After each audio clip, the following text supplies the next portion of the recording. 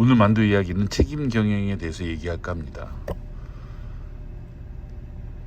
지난 9일 주주총회 수집을 알리면서 작년 실적에 대한 잠정 공시가 발표됐습니다. 매출은 7조 5천억을 넘겨서 역대 최대였고요. 영업이익도 괜찮았지만 당기 순이익은 4분기 누적 1172억으로 3분기 누적에 비해서 반으로 줄어드는 참사가 벌어졌습니다. 작년 연말 가결산이 현실화된 것입니다.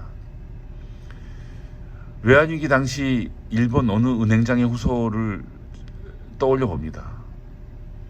부도를 맞게 된 일본의 한 은행장이 TV에 나와서 고개를 숙이면서 직원들은 잘못이 없으니 재고용해달라고 호소한 적이 있었습니다. 한국에서는 상상도 할 수 없는 모습이어서 많은 사람들의 뇌리에 남았던 걸로 생각됩니다.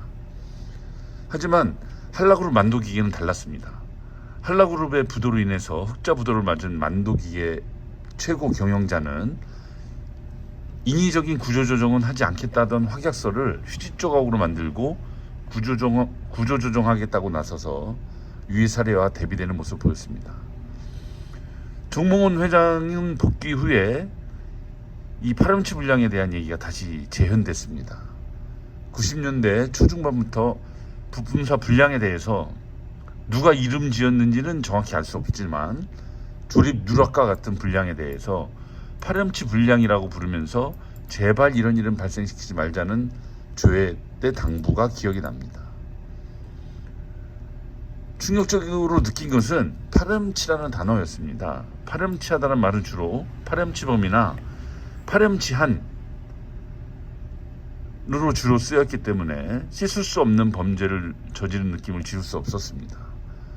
정몽원 회장이 다시 만두를 인수한 것이 2008년이었고요. 그의 여름 때쯤으로 기억합니다.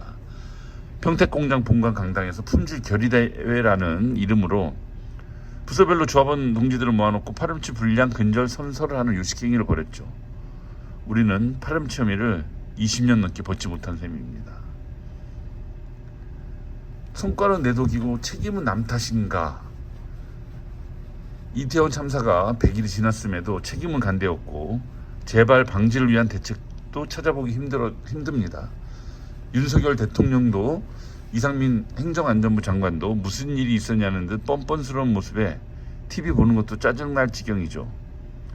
가장 큰 권한을 가진 이가 책임은 나 몰라라 하는 형국이라 사회 전반에 이런 풍조가 만연할까 사실 걱정입니다. 위기 때 책임 떠넘기기로 일관했던 정몽원 회장을 생각해봅니다. 2019년 6월 24일 정몽원 회장이 담화문을 하나 냈습니다. 자동차 산업의 위기로 말미암아 육참골단의 결단이 필요하다라는 내용이었는데 이것은 구조조정 신호탄으로 평가되었습니다. 이 뜻이 상대로 하여금 내 살을 베게 하고 나는 상대의 뼈를 자른다라는 말인데 이 퇴직 위로금을 주고 직원들을 자른다는 뜻으로 읽혀서 적절치 않은 비유라는 비판이 노동조합을 중심으로 나왔습니다. 여기에 더해서 28일 정재영 전무 이름으로 희망퇴직하겠다는 담화문이 나왔죠. 정몽원 회장이 부구를 이자 정재영 전무가 장구를 친 셈이죠. 그의 사무직 희망퇴직이 있었고 다음해인 2020년 기능직 희망퇴직으로 이어졌습니다. 해소되지 않는 것은 경영 위기의 책임을 왜 직원들에게 떠넘기냐는 근본적 의문입니다. 자동차 산업 위기도 알겠고 만두 위기도 알겠는데 그동안 최고 책임자는 무엇을 어떻게 했는가 라는 의문은 해소되지 않았죠. 세월호 참사도 마찬가지고 이태원 참사도 마찬가지입니다. 2022년 만두 순이익 급감에 대한 책임은 누가 져야 될까요? 작년 경영 실적을 수치상 요약하면 역대 최대 매출이 가장 눈에 띄는 대목입니다.